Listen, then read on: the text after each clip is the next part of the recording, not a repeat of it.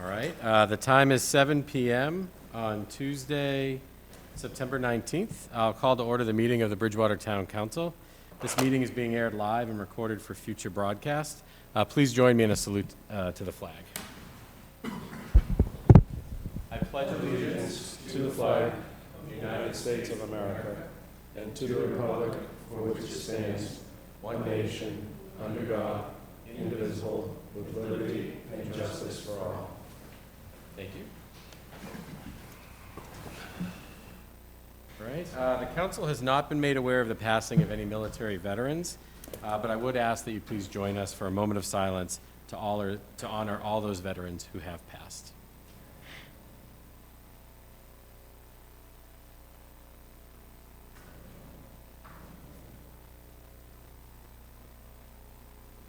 Thank you. All right, the first item of business we have tonight is the approval of meeting minutes from September 15th. We can do a voice vote on this one. Motion to approve. Second. All right, we have a motion and a second. Any discussion? Seeing none. All those in favor say aye. Aye. All those opposed say nay. The ayes pass. Announcements from the president, we have none this evening. Proclamations, we have none. Moving on to D, Citizens Open Forum. If anyone from the public would like to approach the podium to speak, we'd ask that you just state your name and please keep your remarks to 3 minutes. Keep my remarks to under 3 minutes. Under 3 minutes. Ray Ajamian, 221 Alders Road. I'm here representing the Bridgewater Communities for Civil Rights, and I'm here to invite you to a forum that we're putting on 2 weeks from tomorrow, on October 4th. It's at the library. It starts at 6 o'clock to 7:45, and it's on a topic that is current in the news, book banning. The forum will be a panel discussion and then public input after that. The panel is going to be made up of our own librarian, Jed Phillips, Christine Richards is the coordinator from the BR, Teacher and Learning at BR, Pamela Hayes Bohannon, who's a senior librarian at BSU, and Laura Rotolo from the ACLU in Boston, who give a national overview. And it's going to be moderated by Carol Copeland-Thomas, who's the Chief Diversity Officer at Curry College. We think it's going to be a good forum, and it's on a topic that is obviously in the news today. And so we invite all of you, if you can come, we'd like you to come. It's in person. There will be able to go on, you'll be able to click on a link to get onto it, but we prefer in person, and then be open for questions. That's all. Thank you. Thank you. Do we have anyone else from the public who'd like to speak? Okay, seeing none, we'll now close Citizen Open Forum and move on to agenda item E, appointments. We have none this evening. Moving on to agenda item F, hearings. We have none. Agenda item G, license transactions. We don't have any this evening. And moving on to agenda item H, presentation. We have one, the financial orientation presentation given by Kimberly Williams and Lori Guarini. We invite you to approach the podium. Is the microphone on the podium? Deb, could you let me, thanks.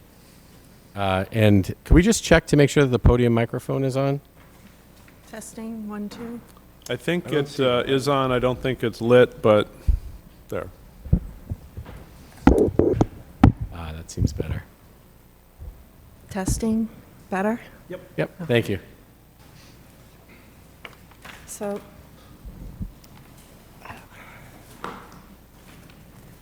Thank you. It's like a nice light read.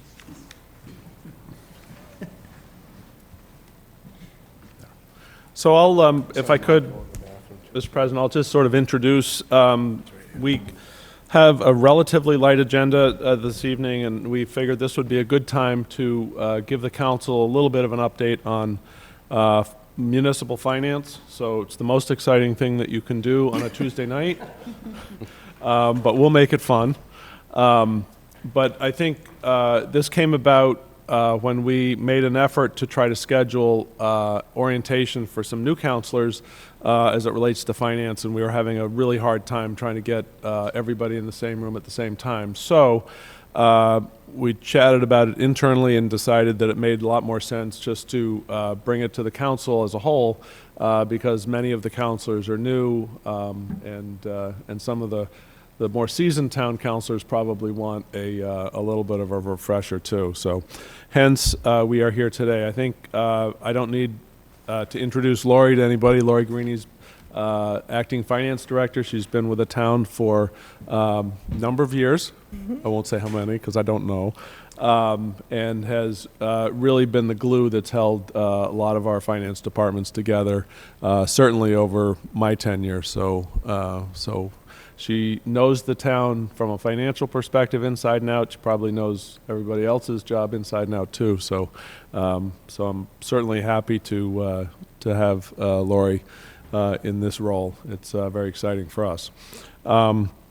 So with that, I'll let Lori sort of kick it off. If you have questions, probably best, unless it's incredibly urgent, probably best to hold those till the end, and then we'll have a good give and take after that. So, Great. So, All right. off Thank you you, go. Michael. And thank you, Mr. Chairman and fellow councilors.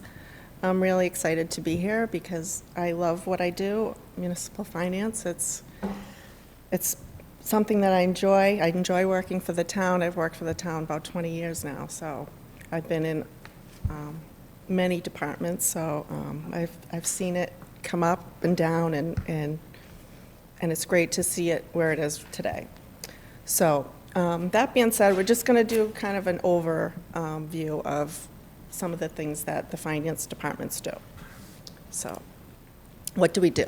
So the finance department is made up of 3 branches: the accounting department, the assessing department, and the revenue collection and treasury. And they are an integral part of the town of Bridgewater's daily operations and long-term projects. The departments serves as the foundation for various town services.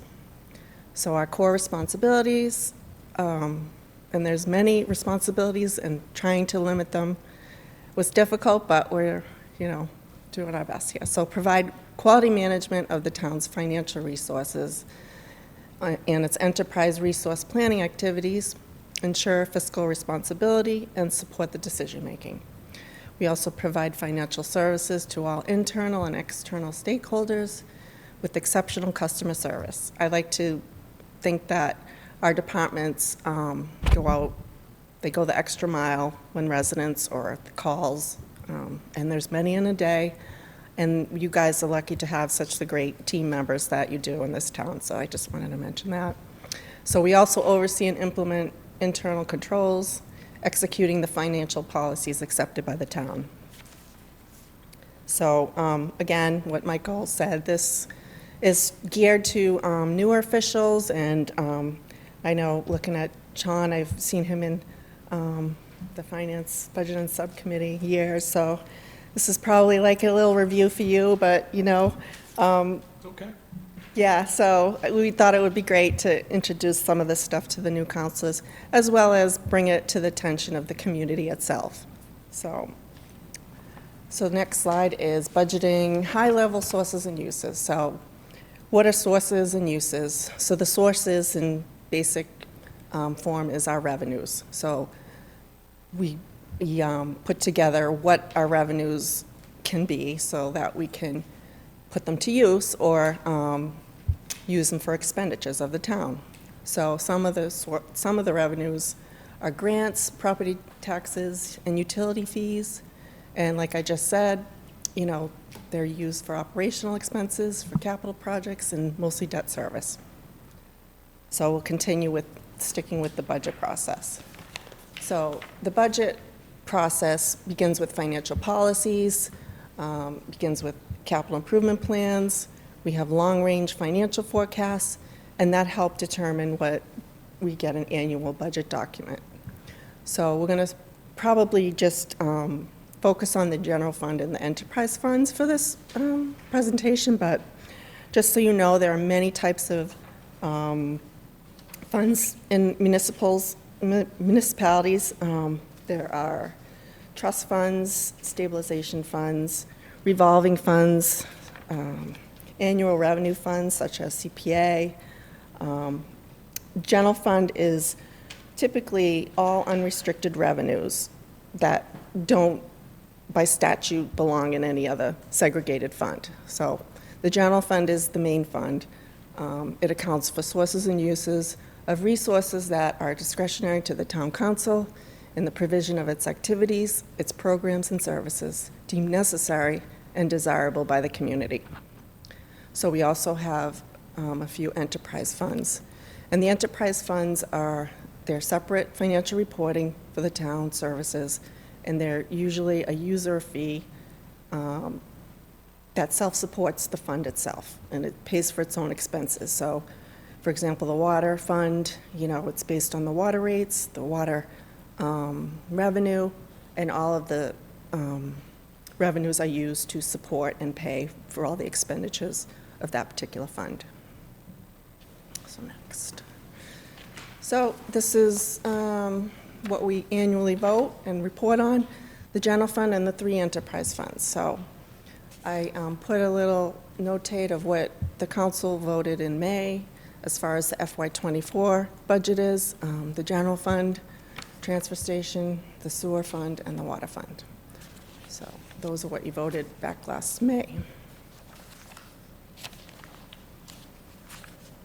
So, next. So, sources for funding the budget, again, is based on property taxes, state shared receipts, local receipts, including motor vehicle excise and other excises, anticipated grants and loans, fees for services, like your licenses and permits and departmental fees, sales tax revenue. This town has meals tax and room and hotel tax. And then we have ambulance and conservations. And the RRA stands for Receipts Reserved for Appropriation, which means that those funds are segregated to receive revenue, and you can only appropriate out of those funds. So in your annual budget, you'll probably see, a certain amount that's calculated from ambulance receipts reserve fund and a certain amount from the conservation receipts reserve fund that we collect annually that supports the services of those departments. And there are other special revenue funds that do fund into the general fund. For example, Title V, we collect that based on the individual collections that are added to people's taxes, and that pays for the debt service that we might have obtained to help with the loans for that. So we monitor these funds, all through the year.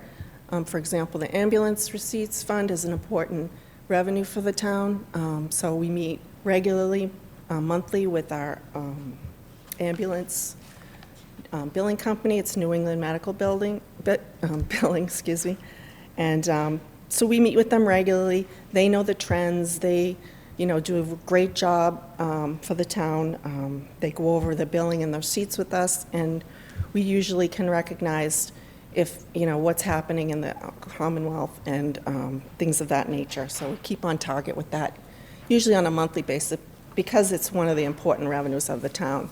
And I think Michael can probably speak to any other special revenues that we have. So I won't speak to others that aren't listed here, but I do want to point out, and I think it's important for certainly newer counselors and for residents in Bridgewater to understand what the diff is. So it says under other special revenues, it says diff for debt service. So when we did Elm Street, we used really something that is rarely used in Massachusetts, a financial mechanism that's rarely used in Massachusetts, and that is the DIF. It's District Infrastructure Financing. That's what it stands for.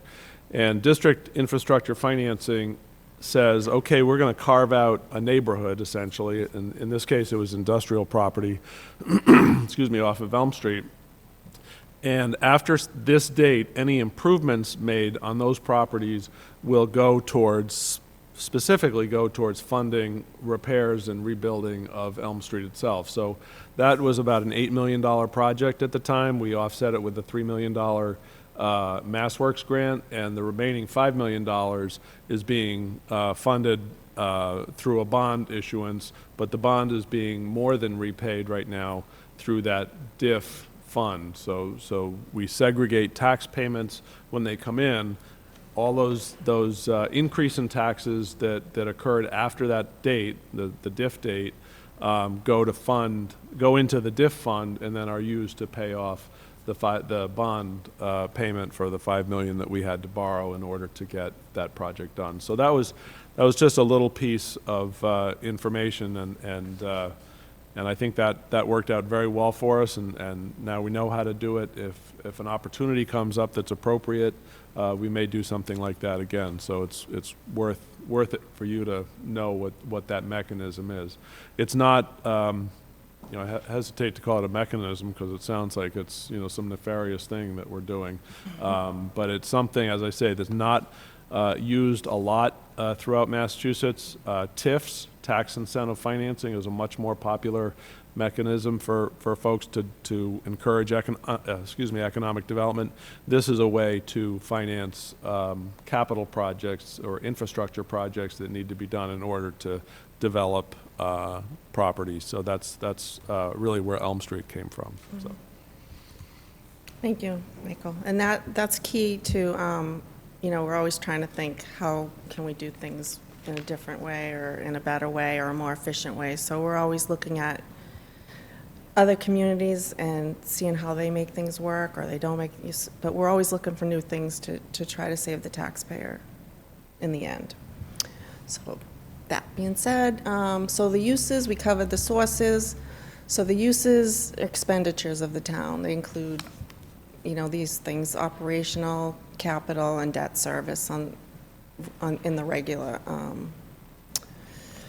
annual budget. Excuse me. I'm a little nervous, so not a public speaker very well, but anyway. All right, so the budgeting process itself.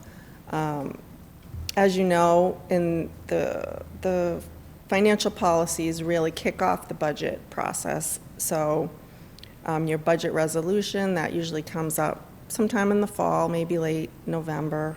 You start discussing that.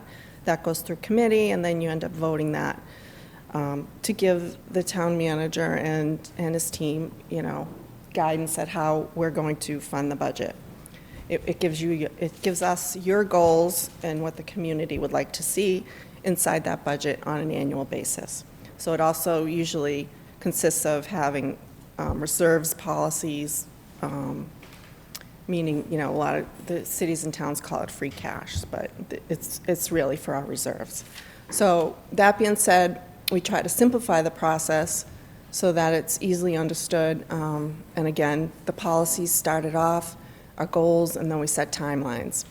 So, it makes up, we have to find out what we need for salaries, expenses, debt service, and the assessments, including education. So, we try to gather all that information as we're working through the process, and we collaboratively work with all the departments and the department leaders. We meet with them on a regular basis starting in the fall, and we also have a collaborative approach with the Budget and Finance Subcommittee, I always get that one, and the Finance Committee. So we like to work very collaboratively with them and answer their questions as we go along and try to get the best information that we can to everyone. So, next. So one of the big portions of finance, as we saw in the beginning, accounting does most of the budgeting and the day-to-day payment of bills and paying a payroll, interact with the departments. So our accounting department is great. We're a little short right now, but we're working through it. We have a great team there, and, they're great. So the assessing department works all year round on calculating and setting the tax rate. And it's a very complicated process.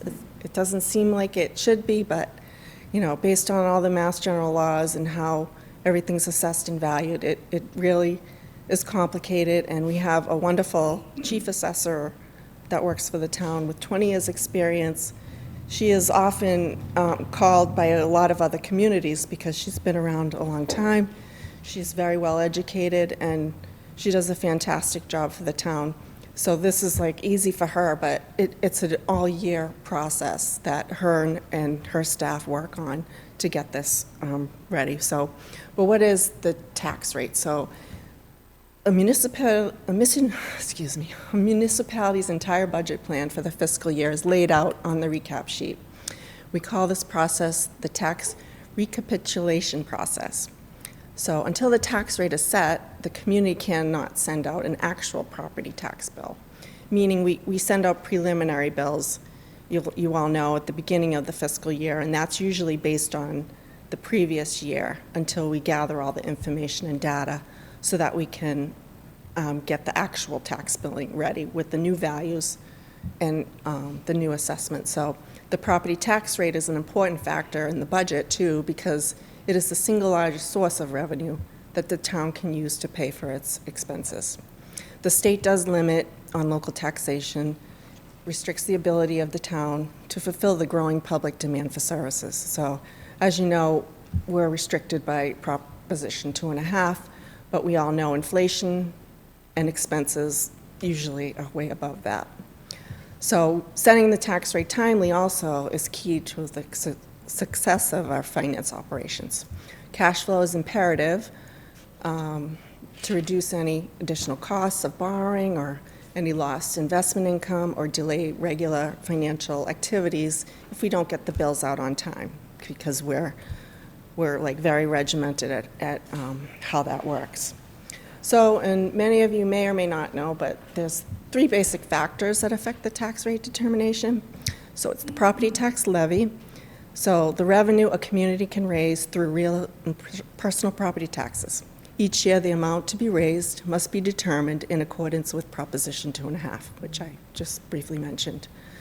So the total assessed value of the community and amount needs to be raised by taxation.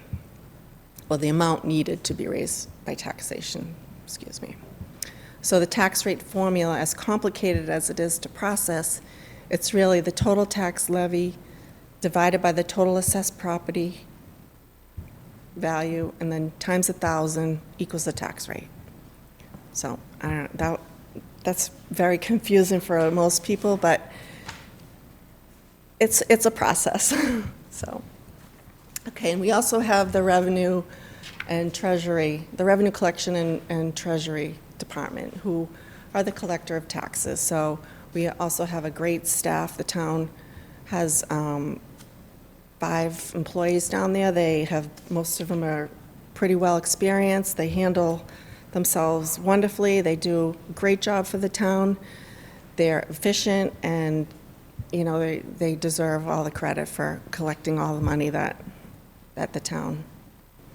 comes into the town. So how do we collect property and excise tax and utility fees?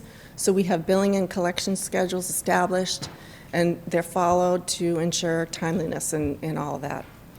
So again, ensuring timely collection for proper fund management. The payments are collected online, we have in person, we have mailing. Some are mailed to the town hall, some are mailed to our lockbox, and then we also have a drop-off box outside. So we also want to ensure proper posting, payments are collected. Oh, I just said that, sorry. Sorry about that. So then reconciliation of cash. Cash and receivables are reviewed weekly, and they're reconciled monthly. So collection efforts are completed in accordance with all the MGL statutes, and there are very many of them, regarding overdue taxes and fees, demands, tax and utility liens, and tax title takings. It's a very, another complicated process, but we have a team down there that, in the last 7 years, we've streamlined, we've gotten the technology upgraded, we're collecting faster, we're really doing the best we can for the residents of Bridgewater, and I think they do a great job, so. So Lori, I would only add one thing there. Sure. When it comes to collections, we very often get citizens that come into town hall and they complain, well, I didn't get a bill, or, it's a late payment and I'm only late by X number of days, why are you charging me a penalty and interest? And that is specifically because by law, we're not allowed to waive a lot of the penalties and interest that accrue on tax bills that are late or accrue on other bills that are late. So everything we do is in accordance with Mass General Law. If we have some flexibility, absolutely, we listen to people and try to accommodate, their needs, and sometimes they've had, really tricky situations, and we try to accommodate that. But I think people don't understand that we don't have a lot of flexibility when it comes to sort of waiving late fees, waiving interest, and so forth. So I just wanted to throw that out there. Yeah, thank you. So also we do financial reporting. So internally, we do regular reports so that everyone can make informed decision-making. So we have monthly budget and expenditure reports that are monitored by our department leaders and staff. And the accounting department does analysis of the budget to actuals monthly. Sometimes towards the end of the year, we're like diving into it, like daily or weekly. We have regular meetings with the departments and their staff so that we can see where they're spending or where they might have had unexpected things come up that weren't in the original budget. So we try to work with them and see how we can handle those kinds of things. We also, when we're analyzing our budgets, sometimes you'll get a monthly budget report and it'll have one item that says 100% expended. So there are certain things in the budget that are like one-time payments, like the retirement payment, for example. We are offered or incentivized to take a 2% discount if we pay it in July. So it ends up being, it's a $4 million or such expense, so we end up saving the town $100,000 if, because we can do it. And so those kind of things on your reports, you might say, oh, why are we going to go over on that because we've already hit that? But there are certain things, so we do like to usually put it up in the corner to try to give you guys a little note to explain those kinds of things. But we're monitoring everything pretty closely, and we feel that, if there's something more you would like to see or whatever, we can certainly do that, but we think we try to do a simple job so that it doesn't get too complicated. And we also monitor our cash flow closely because we often have ongoing projects going on that we may get reimbursements and things like that, so we're always looking at our cash flow. So our external financial reporting is for the transparency of the stakeholders. We have compliance that we have to adhere to, and we do that usually monthly, quarterly, mid-year. So we have to report into Gateway on the Department of Revenue's website, so we are always adhering to all the guidelines and the deadlines that they push out for us. So that one's good. So Capital Improvement Program, acronym CIP. So CIP's purpose is capital appropriation is where major purchases and projects are planned and budgeted. So commonly, CIP plans cover 5-year periods, and they relate directly to the government's strategic plan. So a common guideline is that any program or purchase of a non-expendable piece of equipment valued at over $10,000 is listed as a capital outlay, like your plow trucks, your vehicles, anything of a major infrastructure repair. We consolidate that into the capital improvement plan. Some of the examples of ongoing and planned capital projects are the upcoming fire station, the High Street Dam, road improvements we hope to push forward with in the spring, High Street Water Treatment Plant, which is 90% complete, or 95%, that's almost over. And then we also have the Morris Ave Wastewater Treatment Plant Phase 1. So that's still ongoing. So again, they're all pretty big projects. The High Street Dam, for example, is an $8 million project that through grants through the federal and state government. And there were some local contributors for that project to kick off.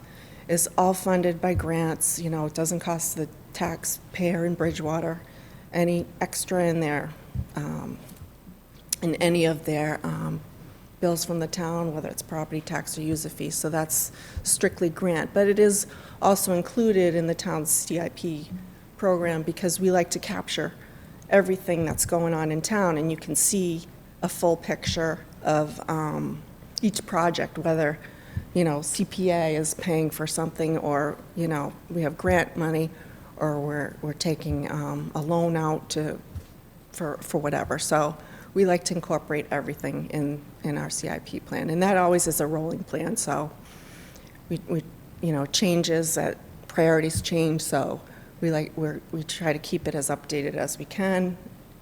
So that is capital improvement. So forecasting and trend analysis. So importance of predicting future financial trends. We know it's extremely important, so we have data-driven decision-making, you know, based on our forecasting and our trend analysis. So resource allocation.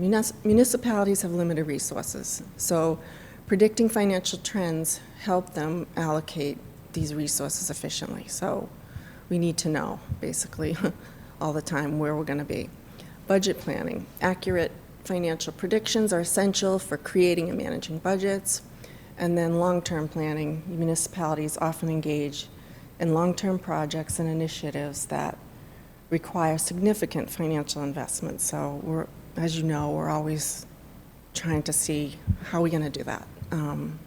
So when we're doing forecasting and analysis, we use historical data for informed planning so that we can anticipate our challenges and our opportunities.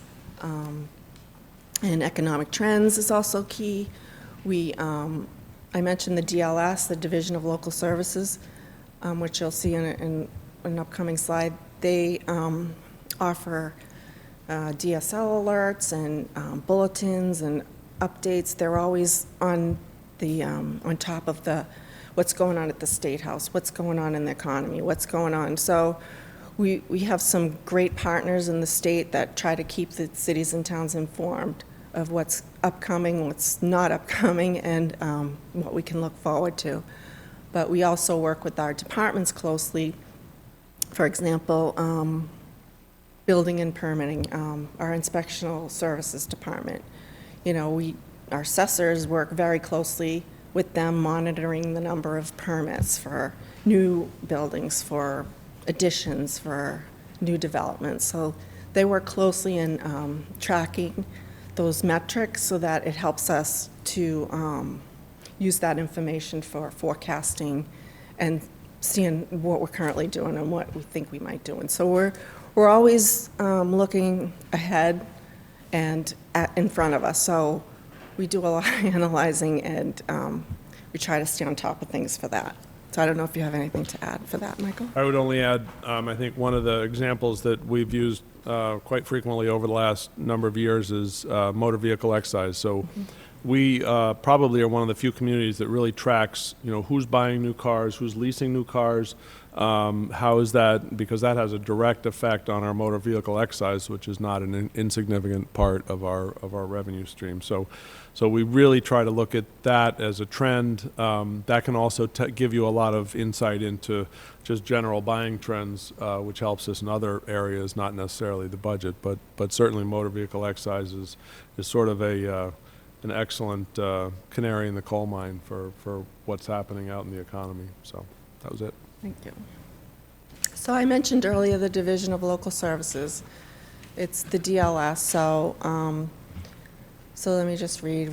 The Municipal Finance Training and Resource Center on this website provides a wide array of interactive and on-demand materials that would assist new local officials and residents, as well as a municipal data bank and analytics of data that's submitted to the DLS for Bridgewater, as well as the Bridgewater-Rainham Regional School District, as well as all of the other communities in the Commonwealth. So I did put some key websites that if you have time, take a look at. The DLS does a wonderful job working with all the communities to try to keep its municipal professionals like me and the other staff updated and trained on what the new laws that will be up and coming. And also, the DLS's charge is to work on accounting and assessing regulations, and they really streamline in that. So we were in communication with our local reps all the time, and as well as when we submit all the town's data as far as when we close the books and things like that. We do it on the gateway. We have a rep. Sometimes our rep, Martin, he likes to come to the building because he's like, I love Bridgewater. He loves the building. He thinks this is one of the best in the Commonwealth, and he's always calling and saying, Laurie, when can I come? Are you ready? So That's right. yeah, it is. It's great. He's great. But they are our partners, and they are a resource. And like I said, they have wonderful webinars. I know it's not a fun thing to do on your off time, but I'm a geek financially, so I'm always like looking and seeing what I can learn and what's out there. And I'm always emailing Michael, and he's like, will you stop? I'm like, look what's coming. So please, if you want to go and stop, I left the websites in your packet, so that's great. It's a great tool. And finally, here's one of the tools that that's on there. So they have all these analytics and reports from not just Bridgewater, from all the communities. And you can go in there and tap in, I want to compare Bridgewater to Middleborough. I want to compare Bridgewater to Rainham. I want to compare.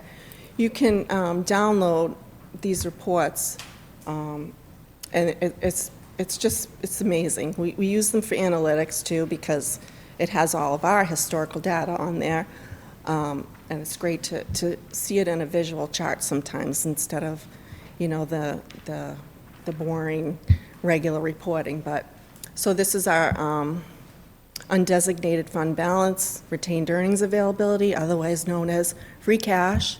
And free cash is not free, but everyone thinks it is. So the free cash starts out, again, going back to the budget resolution and our reserve policies. We're always projecting and estimating, because of our resolution, what we want to have at the end of the year for our reserves. So this year, we did have some closeouts that were unusual, so it was a little more than we anticipated. Bless you. But anyway, I'll let Michael talk to that. But the DLS, again, is a wonderful tool for information if you want to check those out. So I just picking up on what Laurie's already sort of explained, but it's worth repeating. Free cash is essentially what we have in the bank after we get all this revenue in and we pay all our expenses. It's what's left over. The town went through a period of negative free cash, which means it overspent or under revenued for a stretch of years way back when. We're long removed from that, which is great. Our internal controls really make it such that we invariably have a good chunk of free cash at the end of the year. That free cash, by your policy, and you'll have a order probably next meeting, that free cash is allocated across a number of different funds. Our regular stabilization fund, which stands roughly 10 to 11% of our operating budget, as you heard from Tony Rosselli a month or two ago. It'll go to capital stabilization. It's one of the prime sources of funding for our capital as well as the district's capital, or our share of the district's capital. It'll go into OPEB, the OPEB fund, which helps us begin to build a fund for other post-employment benefits that we have to pay out. And then the other one is our sick buyback account. We are getting into the meat of when employees will be retiring that could avail themselves under then current contracts of sick buyback. So their accrued sick time, we have to pay back at some percentage, varies over the different unions. So we've, instead of trying to make departments absorb that in their budgets, and they're already tight budgets, we said, no, we're going to separate, we're going to put in place a fund specifically to pay out the sick buyback. So it's not exactly predictable because people can retire at any point, at some point in their careers. But we have a pretty good handle on the outstanding, well, we have a very good handle on the outstanding sick time that's reimbursable. And so we have a sense of when people are retiring. We can always use age when it comes to public safety, but police and fire don't necessarily all retire at age 65 when they're required to. Sometimes they will retire early. But so we, within reason, we have a good dialogue with the folks that we think might be retiring, so that we can cover our obligation to them through the sick buyback, and not have to dip into the operating budget for various departments. But Yeah, and That was just all. to add to that, the contractual obligations for those, they're legacy now because the new contracts have written those out. So when we hire people, different contracts have different dates, but they all have that language now. So when new people come on, I don't know, after 2000, and I forget when you first started, there's no buyback for that any longer, so that's good. So the Administration and Finance Department remain committed to the town's financial health and prosperity. So leaving that, if you have any questions, I'll be happy to answer, or Michael will help me. Or, and if anyone ever wants to sit down and dig into anything, I'm always willing. Like I said, I love my job and I love talking municipal finance, so I might scare you away after a while, but I'm always here, so. Okay, so first off, thank you very much. We appreciate the time you took to put it together. Critical part of our understanding, and so the refresher is always helpful. So thank you. Do we have any questions? Yeah, Councilor Lindy? Just want to echo the same thing. Very good, comprehensive presentation. I'm a newer town official, but I've been through this in other aspects, and I can tell that you love your job. And I can also tell that I don't think we'd ever see any kind of tremendous overspending like are happening in other communities that nobody supposedly knew about. It No, just, it won't there's leave so our many office. controls here in place. Yeah, we're on it. Yeah, it's, Credit to Crazy. you and the town manager and the employees. thank you. Do we have any other questions? I had something to say, but I don't want to trump any questions. I do have one question. So a question I've had, so if I look at the way that our financials are organized, we essentially track them sort of by function, like our chart of accounts is, this function, that function. Right. Which is great from a control perspective because you know who owns the budget and you know how much they spent and you can Right. kind of keep them honest with that.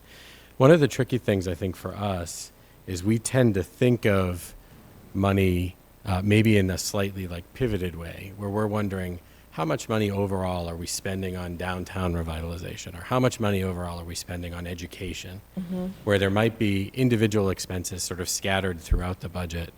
And so I'm wondering, is there any way for us to, I don't know, tag expenses or somehow sort of pivot the view so that we could maybe look at different, categorize the spend in different ways to sort of help with strategic planning, really to make sure we're putting money into those things that are really important, and we're maybe not putting as much money into areas that are sort of on pause while these other things move. Yeah, so when you get your reporting right now, we basically do the general fund and the enterprise funds. So we are, and the CPA fund. So we know that's important, we get that out. We also, have reports for the capital projects going on. We have reports for the grant funds that are being expended. You guys would have so many reports, you'd be like, ah! But I understand your point of categorizing that, and that might be something we can look at to see how, you can better see, things of your interest, for sure. Thank you. I think that would be interesting because I think we tend to talk about things in strategic swim lanes, and finances are reported in functional swim lanes. And so if there's some way to kind of bridge that gap, could be interesting. That, so, obviously what you're talking about is pretty widely used in the business world, not so widely used in the municipal world. We have had discussions over the past couple of years in trying to sort of shift that, both the budgeting process and a little bit on the reporting process, although that's not quite as easy, but certainly on the budgeting process, being able to budget functionally so that we can, allocate, time and effort and expense to, say, downtown revitalization and know what that's going to take as part of our budget, so that when we have incredible success and we're all done with that particular function, we can redirect the people's time and effort and expense in other directions, within that same budget. So that is something that's coming. That's probably not coming in this coming year, but we have been looking at it, and we will continue to look at it, because that's sort of the sign of a more mature finance organization, I guess. Yeah, thanks. And I do know it's incredibly difficult to do. You mentioned your business world, that's multiple years to kind of pivot how they think about things. But if there's some way, even just kind of best guess for now, and then as we get more mature, maybe we tighten up the numbers. But could be helpful. Yeah. So thank you. But we like to see that, too. Great. Yeah. Councillor Chase? Actually, I think, Councilor, you have a question? Oh, thank you. Actually, I just wanted to add a comment. It's actually related to the question and the comment you just said. And I echo the sentiment, and apologies for being late, but thank you for the presentation. Welcome. I know, Thank you. having worked with you through FinCom, how dedicated you've been and helpful. I did want to echo this similar sentiment, that this actually did come up in FinCom as well, around, especially as we looked at capital orders, that there would be a very long list of everything from a senior center to, Correct. capital expense for the police department, to the fire department, to, a roofing, whatever. And it would be difficult if there was like one item that maybe was a little bit under question, and you don't want to like blow up the whole Right. vote, for that sort of thing. So I basically echo your sentiment.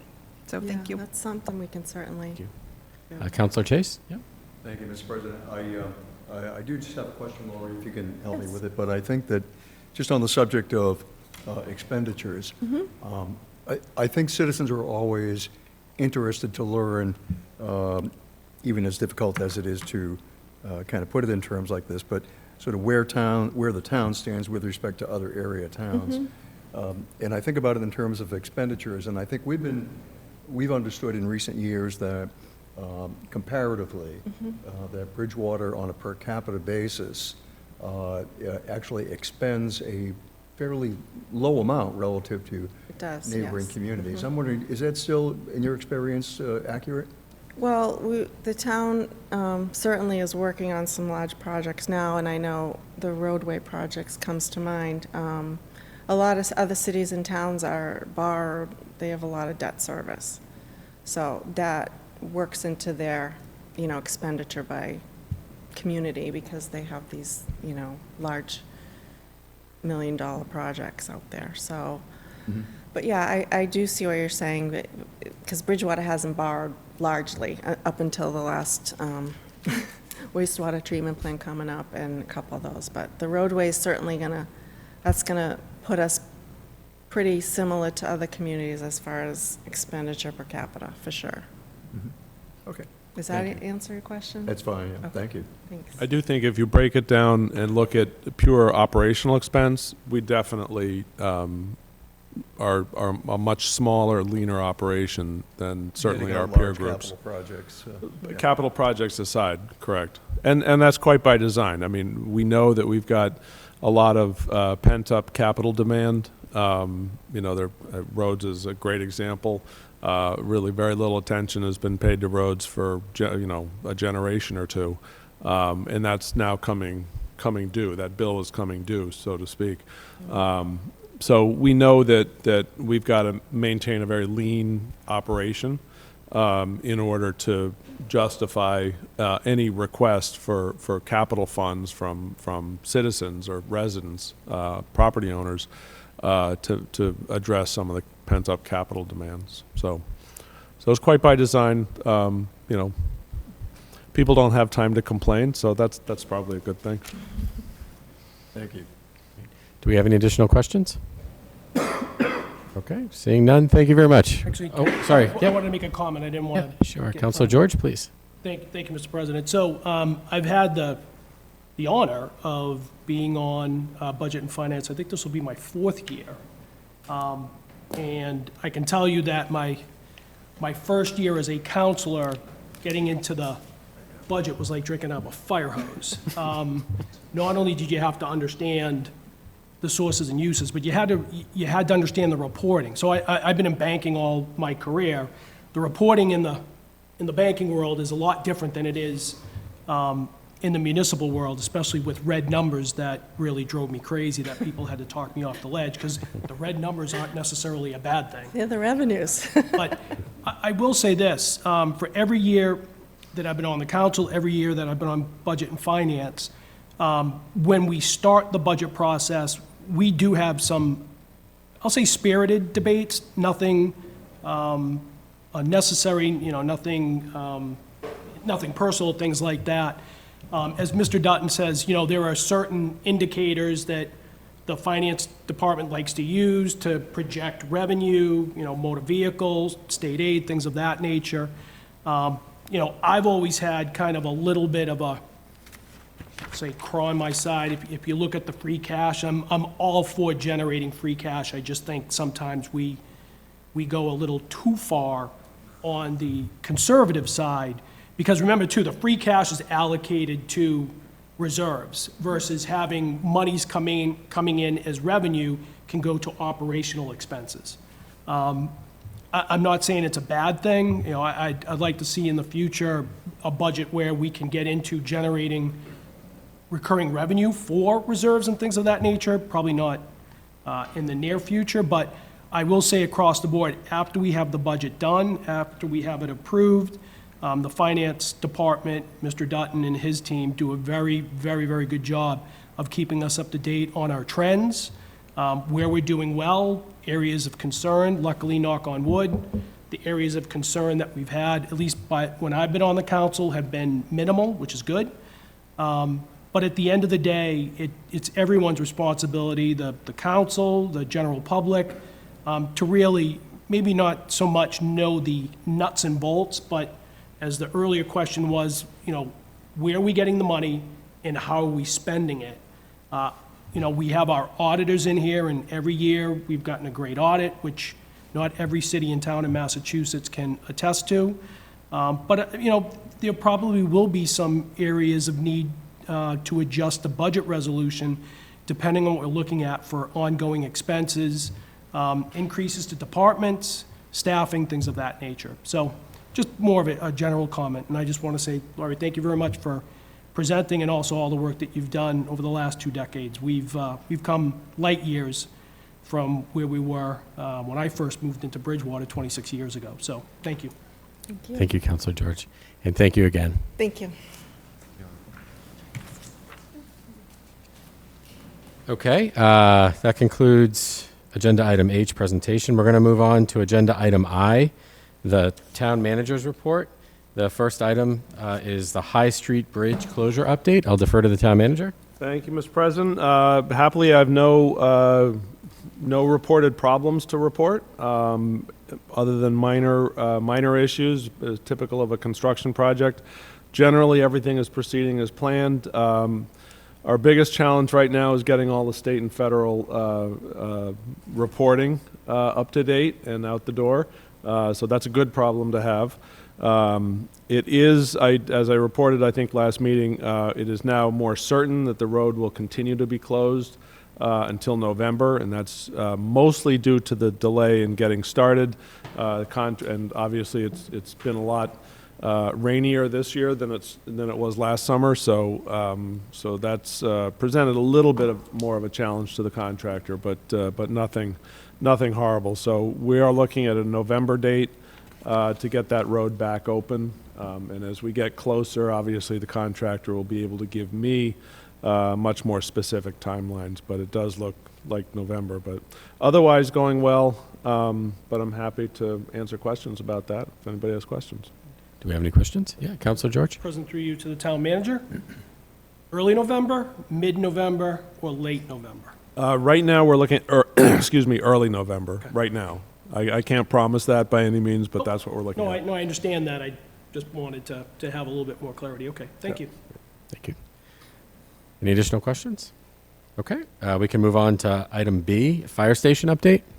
That project at this stage is also progressing well. The project team is anticipating coming to one of your meetings in October, I believe, the October 10th meeting. If not October 10th, it would be the 24th. They have reported, the project team has reported very good dialogue with Conservation Commission, Planning Office. They did do some final soil testing last week, which now means that the final site development plan can be done and merged into the overall construction plans. The good news is that obviously projects like this, for those that don't know, projects like this require subcontractor and contractor pre-qualification. We had over 100 submissions for pre-qualification for subcontractors and contractors. That is, it made the owner's project manager blew her off her seat. She could not believe that we had gotten that many submissions for pre-qualification. So that's great for us. We had about 10 general contractor requests for qualification. That is also great. And the fortunate news is all are known to the OPM and all are great contractors, general contractors. And so that's, you obviously want all your contractors to be top of the line, but we know that for those that submitted for pre-qualification, the 10 that we got have very good reputations, most of whom have already worked with the OPM team. So that's all great news. In terms of cost, we obviously have budgeted $21 million for this job. It may come in more than that. We won't know that until we get bids back in November sometime. In order to protect ourselves against, sort of escalating costs, we've added add-alts, which are basically options built right into the bid packet, so that we can say, okay, you know, the project calls for a metal roof, give us the cost of a metal roof, also give us the cost of asphalt roof. So if we have to move from metal to asphalt to reduce cost, then we can do it without having additional bidding going on. I can tell you that between the pre-qualification numbers and what we're seeing in the bidding world, obviously public bidding is all public, and we keep track of other projects in other cities and towns. It is softening a bit, and we're in a much better environment now than we were 6 or 8 months ago or a year ago, for that matter. So we're crossing our fingers, and we're hopeful that we'll see bids in the neighborhood of what we've budgeted. But as I say, we won't really know until we get to November sometime. But I can say overall, we're quite pleased with the process. So, answer any questions. Do we have any questions? Yeah, Counselor George? Thank you, Mr. President, through you to the town manager. So, Mr. Dutton, just to give people an idea, how many qualified bids did we get for the Mitchell School? Oh, boy. I would have to look. I believe it was 9. It may have been. I believe it was 9. So now we've gone from 9 to over 100. So that covers, so the 100 covers subcontractors and contractors, and it's great because it means we've covered all of our bases, essentially. Right. And we know we'll get competitive bids on every single component of this job. Right, so that's the hope, is now we have more to choose from. Right. You know, the different environment back then, but I believe it was only 9 that we had that qualified, and now we've got 10 times that. So. Yeah, sticks in my mind. It does stick in my mind. Okay, thank you. Now that you mention it. Do we have any other questions? Yep. Councilor Murphy? Through you to the town manager, do we have a separate committee set up for this through the town? And I guess my next question would be, are they meeting regularly? 'Cause We have a small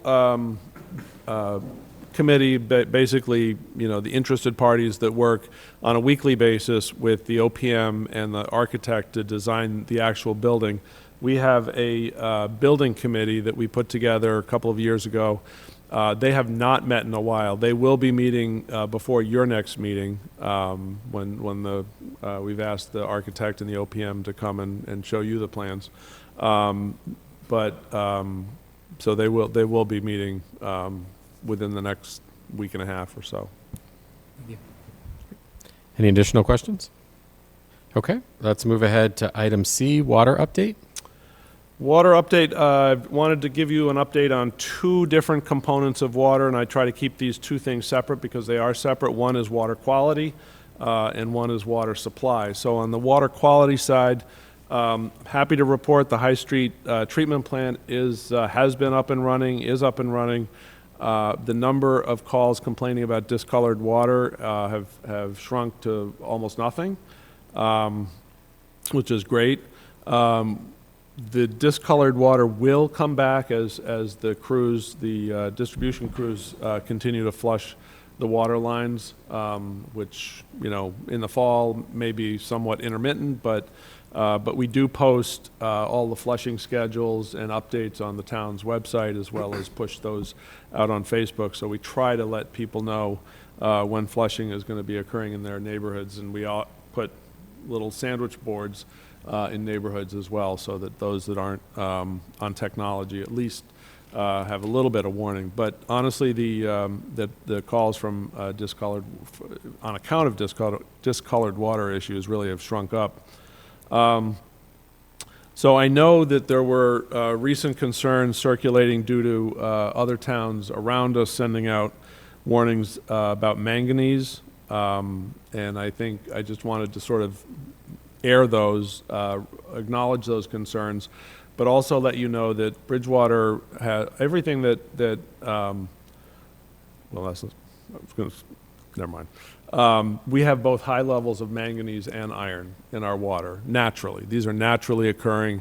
As I've often said, the water that comes out of the ground today is the same water that came out of the ground 300 years ago in terms of iron and manganese. So both our treatment plants filter for iron and manganese, which is why the discoloration has really dissipated and complaints have gone away. Discoloration is caused by both iron and manganese being exposed to oxygen. So that's what the discoloration comes from. Happily, both get filtered out in our treatment plants. So I did want to let people know that.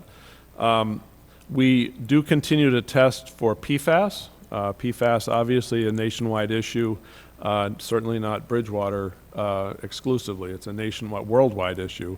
Our levels in recent testing have been within DEP limits, so we're pleased about that.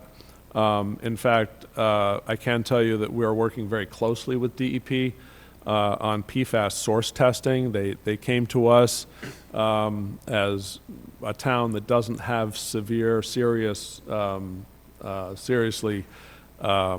high levels of PFAS, and they wanted to use this town as sort of a place where they could start to sample to try to get an idea of where the source of PFAS is coming from, or if there is a single source, or if it's a multiple sources.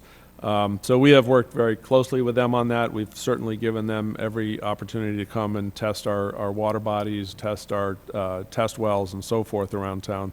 And that is, as I say, an initiative that we hope can identify source contaminants. Right now, it looks like, and again, I'm putting a lot of analysis aside that needs to be done to let you know that it looks like a lot of our PFAS actually comes from rainwater, which is sort of reflected in the higher PFAS testing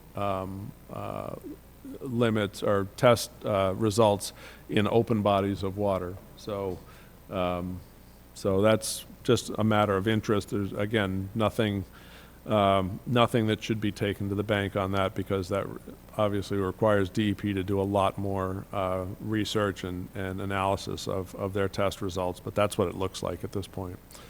And I think a reminder, I know the council knows, but a reminder to residents, we test our water multiple times a day for a variety of different things. We test it weekly for other things, test it monthly for other things still. But all along those steps, all along those daily, weekly, monthly tests, we are guided by DEP and DEP's guidelines. And if their guidelines determine that we have exceeded thresholds, we report that. We follow DEP's, very specifically follow DEP's guidelines on how to report that. So there are some things that are minor that don't need reporting. There are some things that trigger an automatic mailing to the entire town, and we will do that when we're required to do that. So sometimes the language in the notifications to residents isn't exactly the language I would use, but again, it's all dictated by DEP, and it sounds just simply horrible, but I'm thinking of the PFAS specifically, but you know, incremental, tiny little fractional test above the 20 parts per trillion, which is literally one drop of water in a Olympic-sized swimming pool. If you exceed that, then we have to do a mailing. We're required to do a mailing, regardless of the fact that we're a mixed water system, so everything is combined. So the result from that one well at 20.1 over the 20% threshold will trigger a reporting, even though all of the water from all of the wells is mixed. But my point being that we follow DEP guidelines and thresholds very, very carefully. I do want to point out we have very highly educated and certified water plant and distribution operators. They do an exceptional job for us. And any water issues that we do have, misery loves company. Most cities and towns in Massachusetts are right there with us, but they do a lot of work every day, every hour of the day, to make sure that whatever water they're pumping out of the system is going to be the best quality water that gets to faucets. So that's sort of the quality side of the house. So I'm happy to answer questions on the quality side before I get to the supply side. Councilor Robinson. Thank you, President Moore. Thank you, Mr. Dutton, for the update on that. I know that you are very aware around the chatter around town around water quality. So I think so on one hand, what's helpful is you do provide the updates around what are the facts and, you know, what the efforts are, the guidelines, et cetera. I don't have the answer, but I think that there's an actual, there's a trust part that is challenging, right, for our community to feel confident that, because to your point, it's like it may be this little minuscule thing that doesn't really have any material health effect or impact or even environment, right? But the language can, you know, throw people off. And so then over time, you know, between the discolored water, these notices around, okay, we may have exceeded a threshold, it's just fundamentally led to distrust. Right? That no amount of facts or accurate information is going to dissuade people from feeling, I can't trust our water. So I'm just curious, and again, I don't have the answers. I definitely will think about it more and for sure offer any suggestions, you know, particularly as we meet one-on-one. But is that something that you all have talked about in your team around, like, how do we regain the trust? Because Every day. Yeah, you know, Every it's like, day. are there ways that we can help as well? Because, you know, certainly the other underlying sentiment as well is that if we can't address this water, you know, this perception around water, how are we going to be able to, you know, exponentially increase capacity for future development? Right, and I think you hit the nail on the head, and it's a byproduct, I think, of some of that sort of almost threatening, scary language that gets sent out in DEP notices. And it's the same notice, the same language in every single town that exceeds the threshold. But I also think it's also a product of sort of the ratcheting down of limits on certain chemicals in the water. So when you see a report and it says you've exceeded the limit, well, 2 years ago it probably didn't exceed the limit. It's the fact that DEP is sort of ratcheting down those limits. So I had this conversation today with somebody. It's very likely and almost a certainty that the water that you're drinking today is far safer than the water you were drinking here 30 years ago. But that's a hard thing to prove. I'm very close to it, so I see it. I see the work that goes into producing quality water. And we've tried to do, sort of videotapes and sort of Facebook Live sessions on here's how water gets treated, here's where it comes from, here's where it goes, and so forth. But I think we're, and I would leave you with this, I will take you up on your offer to think about how to get beyond that trust issue. But I can tell you that we are as transparent as can possibly be. If you call the water department, they are more than happy to share water quality reports. There's nothing to hide, and it's sort of along the lines of municipal finance. There's nothing to hide. It's a wide open book. Anybody that has a question about their about their water quality or about where the water comes from, anything to do with water, can certainly call the water department, and they've got some great folks over there that will they're patient, they'll walk you through the whole process and how the system works, what our challenges are. Everybody has challenges. We're not alone in that by any means. So they'll tell you what our challenges are, and they'll tell you what we're doing to try to address the issues, either quality issues or supply side issues in town. So it's I think a matter of getting the message out. And municipal governments are generally awful at getting the message out. We don't have a local newspaper effectively anymore, so that's not a source for accurate information for folks. So there's a lot of social media chatter, and sometimes it takes a kernel of truth, and it's like the telephone game.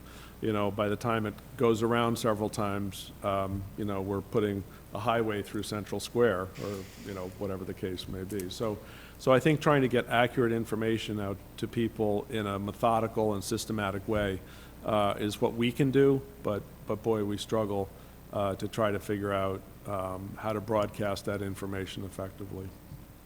We do. Thank you. Do we have any other questions? Yep, Councilor Through you McKinnon? to the town manager. It's not really a question, it's more of a suggestion. I was driving around today on Winter Street. I saw the signs, which is good for the people that don't have technology.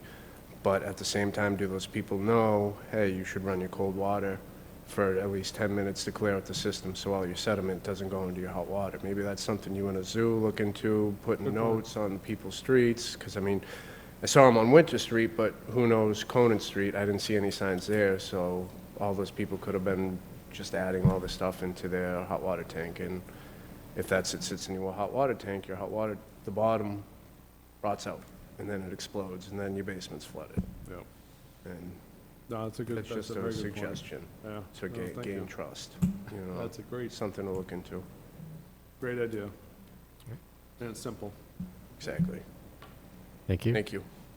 And maybe just one additional sort of comment on this.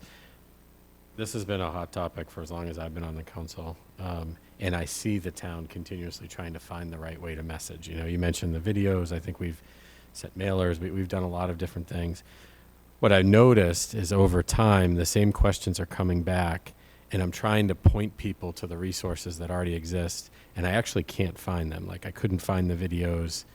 Some of the FAQs we've done, unless you were sort of looking at that mailer at that time, you might not see it. So a suggestion might even be just to collect the things we've already done and just put it on a page, maybe on our website, that's just, learn about our water,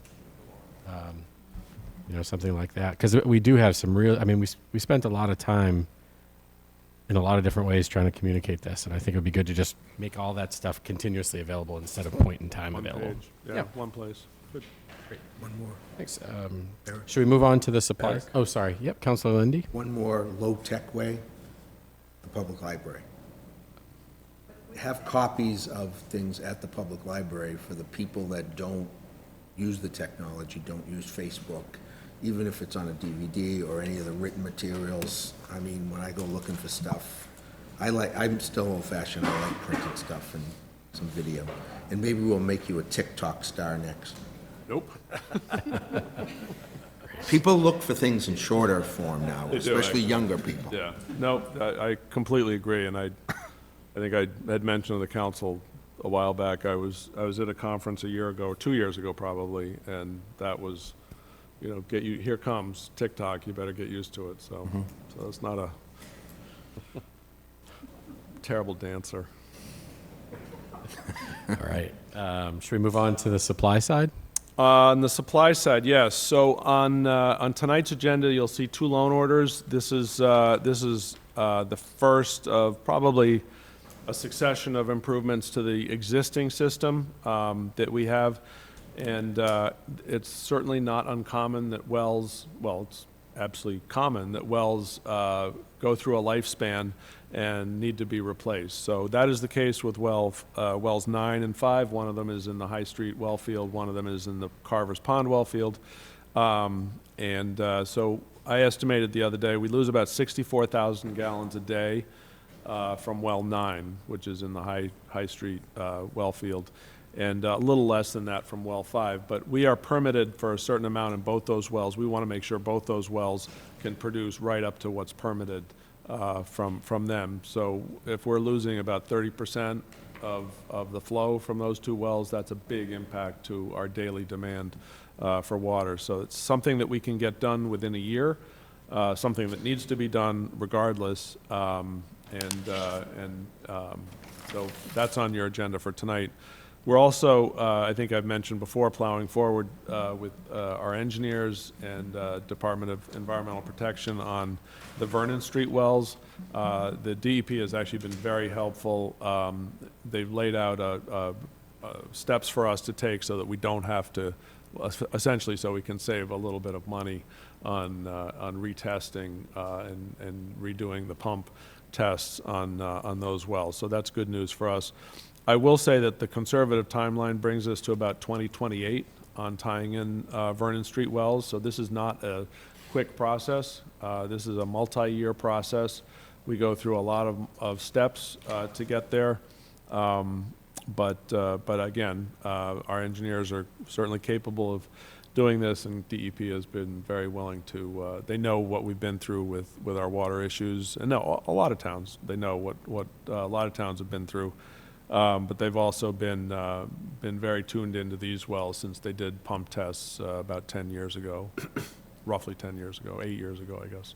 So that is, that's on the supply side. So we're got our ducks in a row there, but I'm happy to answer questions. Do we have any questions? Councilor McKinnon? Through you to the town manager, just want to thank you for that, especially the Vernon Street wells. I've been kind of on you since I've been here about those. And I just want to request on the next town manager update, an update on the mobile gas station, the old mobile gas station. And that'll be it. Thank you. Excellent. Do we have any additional questions? Could you just describe where on Vernon Street the wells are? That question is... On Vernon? Yeah. Or maybe we could post on the town website. Yeah. Yeah. Yeah. So I think that would be just helpful information. I'll find I think out. we've described it. I Yeah, I think forget it is tucked exactly away, where they but are yeah. on the street, but I can find out. Thanks. Okay, thank you very much. Before we close out this agenda item, do any of the councilors have items for the next agenda for the town manager's update? Okay. All right, if we do, we can provide them before. Thank you. We can close this one out and move along to item J, discussions. We're welcoming Town Clerk Marilee Hunt to the podium to talk to us about the April election.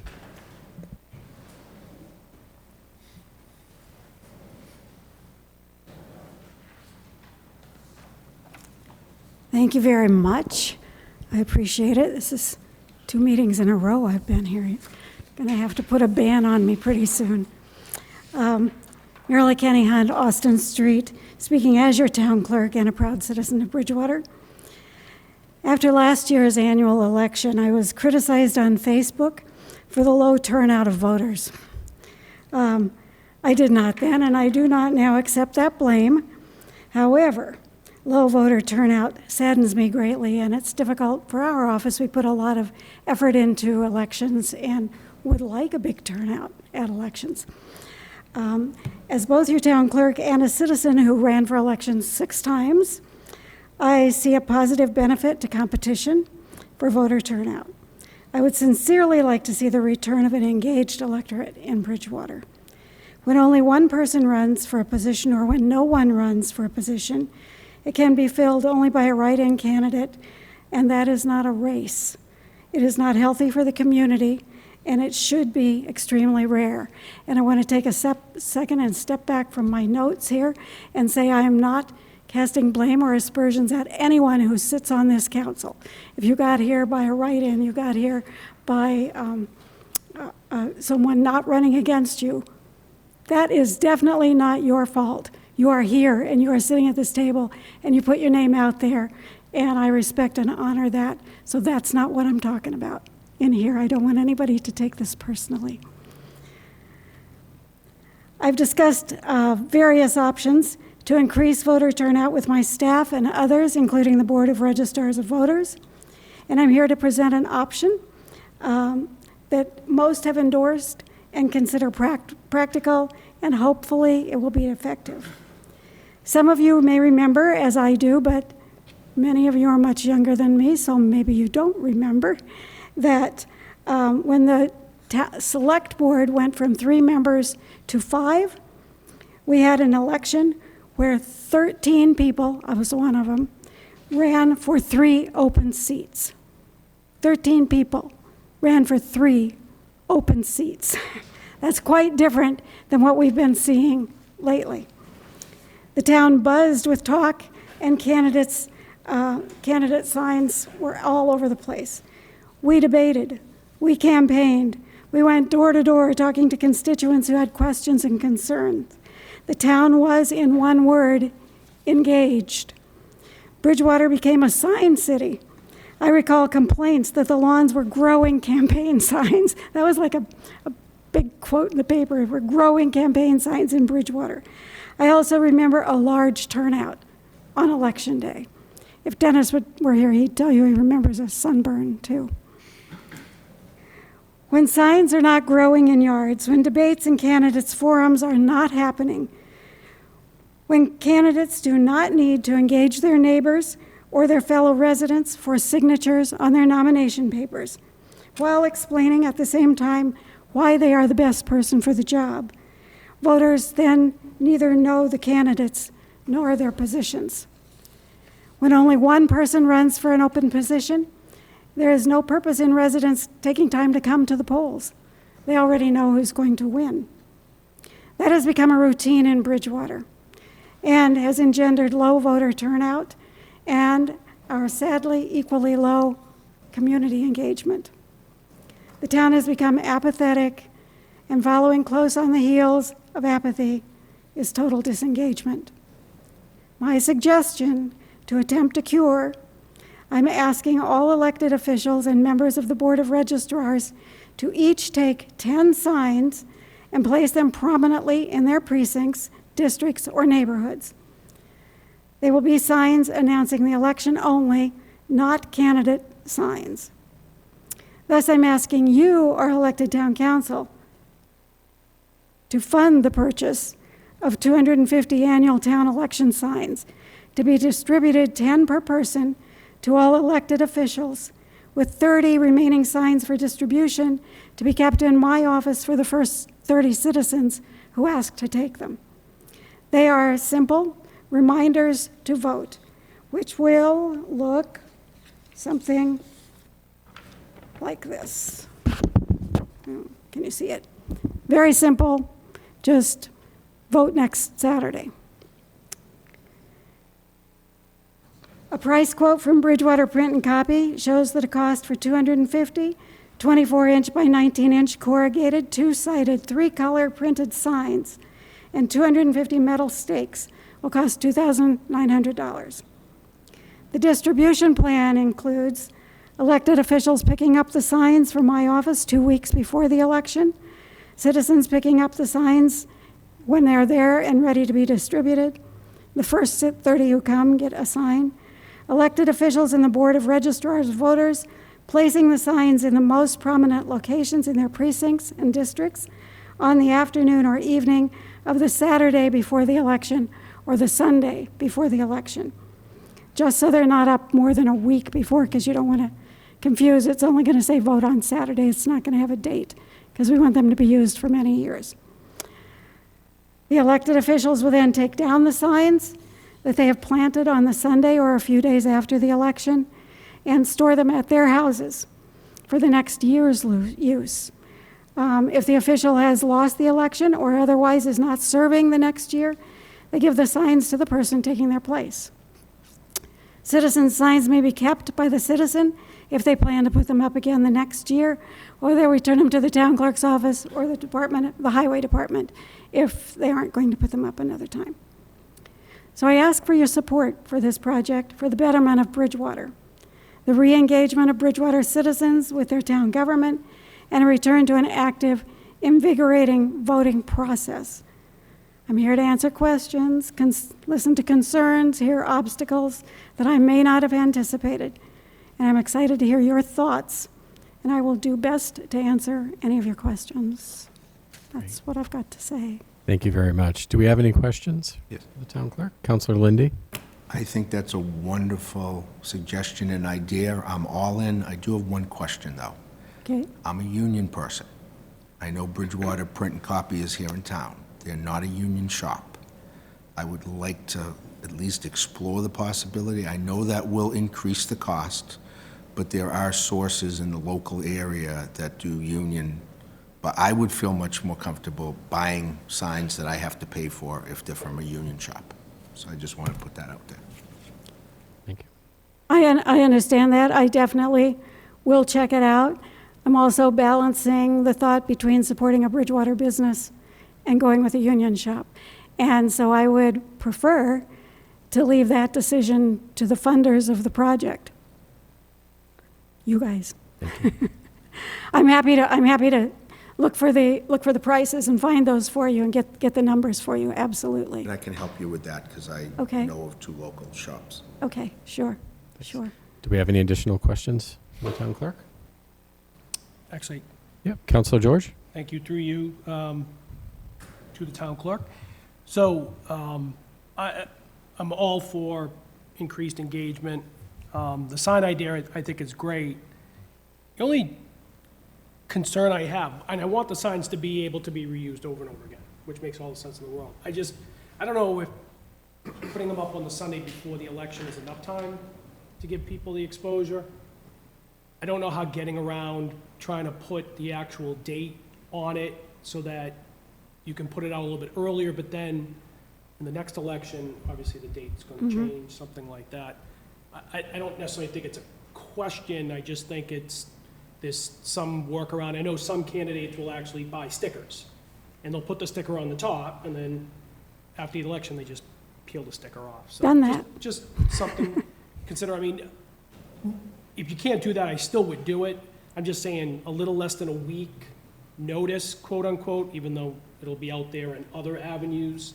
If we could figure that out, that'd be great. But the signs, I agree. think the signs are perfect, so. I agree. It's a good point. The other thing to consider in all this, we're talking about only the annual town election. We're not talking about any other elections because there will be a lot of signs for state and Yeah, federal the state and elections. the national ones, we don't have to. Right. worry about. But what happens with the town election, the way it's set for the Saturday before the last Monday Yeah. in April, is it's almost always vacation week. Almost always vacation week. And so people are coming back from spring break with their kids. They've got dirty laundry. They have to do shopping. It's also very often the day that the sports fields open. So everybody is concentrating on getting their kids to sports. So I'm not 100% sure. I think the difference is going to be that short period of time when people have just gotten in town and all of a sudden they're going to the grocery store, they're going to the fields, or they're going to the laundromat, or they're doing whatever they're doing, and they see a sign that says, oh, wow, that's today. You know, they're voting today. I do encourage people always to go to the sports fields and campaign there. They hold signs all around and to hold signs downtown. So I've tried to deal with that because I do want the signs to last, and I don't want to peel the paint off of them as we tear stickers on and off, or maybe if we layer stickers on top of each I other. understand.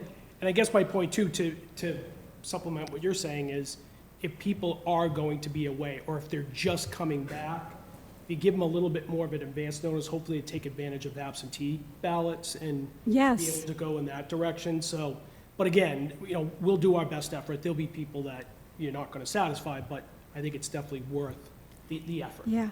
I'm really happy to hear suggestions about if we want to put them up a couple weeks earlier or something like that. I just couldn't figure out what to do with the date. Yeah. When I was trying to figure it out, I really couldn't figure out how to do that without damaging the signs or having something that was a lot more expensive that had a sliding in date or something like Are that. you going to do both sides of the sign or just one? Both sides. Both sides? Both sides of the sign. Yeah. Certainly, if you have other suggestions, I want to hear them. I have to think about that one. Yes. Thanks. Counselor Murphy? Yeah, Mary Lee, thank you for coming with the suggestion. I think that's great to, you know, brainstorm solutions and have solutions that we can all participate in. I also think that it's our responsibility to also support this effort as elected town officials. I will say that I think we often talk about communication, and everything we do here comes back to communication, how we communicate. And I think that's always an area that we're trying to improve, or always an area that we've identified that we're lacking in. I think one thing we don't do well as a town is communicate in ways that are innovative and creative and appeal to people. I think, you know, signage and newspapers are great avenues that are long-standing traditions, but aren't often used anymore or don't appeal to a generation that we're struggling to appeal to. And so I think we all, and again, I don't think this is just a town clerk thing, although obviously elections live in that area, but we all need to be more creative with how we're communicating this information, because our generations today just aren't digging for that information. They want it quick, they want it fast, they want it in front of them. And I think we need to start really focusing our communications in that area as well too, because we do the traditional sense. We do follow that and do that really well, but we don't do the creative piece really well. And if we can't do that, then we're never going to attract new voters or young voters. And so I think that's something, again, I don't think that's just a town clerk issue. I think that's something as elected officials we can all do a little bit better. Right. I agree. Thank you, Counselor Murphy. Do we have any other? Yep. Counselor Robinson? Thank you. I'm glad you mentioned that, because I was actually going to throw out a suggestion. Sorry, let me back up. First, I do think it's a great idea. I think our voter base is quite varied, but I also do agree there's a lot of folks that we probably aren't reaching. We've got, like 18,000 registered voters or something like that. 18,633, yeah. So I was close. So I like the sign idea, and I'm absolutely willing to support it. I was wondering, we already have the ability to, for people to sign up for text messages for meeting notifications. Could we potentially create a channel just for election information? Things like ballot information, register to vote, all the things, so that it's like they're not going to be getting, every single meeting that's coming up. It's a very different thing. So is that something that could be potentially explored? And then what was my other We have a thing? page, we do have a page just for elections on the town website. And we post things there the whole time of the election. But that isn't like putting it straight out to people's computers. They have to be looking for, they have to look for that. Yeah, but I mean, and I realize it's an opt-in thing, but that's something that maybe we could help promote, where if people are getting text messages, like I like text messages, and I'm not even that young, but that is a way that I prefer to get some communications. So anyway, just throwing that out there as a suggestion. And then also, I don't want to turn this into a whole creative session, but if you're open to it, I would love to give some feedback on the actual sign to really make sure it's as impactful as possible. Sure, that was just a quick, Yeah. like throw it up to get it to the printers to get some sort of cost estimate or Yeah. something like that, to have an idea. So absolutely, All right. Thanks so much. sure. Thanks. Counselor Chase? Thank you, Mr. President, and really thank you for your presentation tonight. And I do want to just point out, I know the Massachusetts presidential primary in the spring will be on March 5th. I've just checked the date Yes. of that. So I'm not sure what your experience might be, what your recollection is as to years where in a presidential primary election, our town election in April follows just weeks later. I guess I'm wondering whether it can potentially become a matter of election fatigue and people forget about it because of the election. That was last month sometime. Or is it actually going to help to spark more interest? Do you have any sense of that? So, trying to think of a politically kind way to say all of this.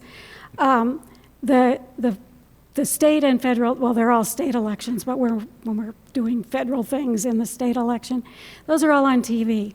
They're all out there every place so that everybody's seeing that. And people are quite involved in that.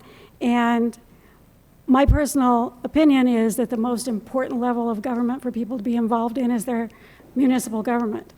Not just because I'm involved in it, but because I think it is the most important thing that you can do.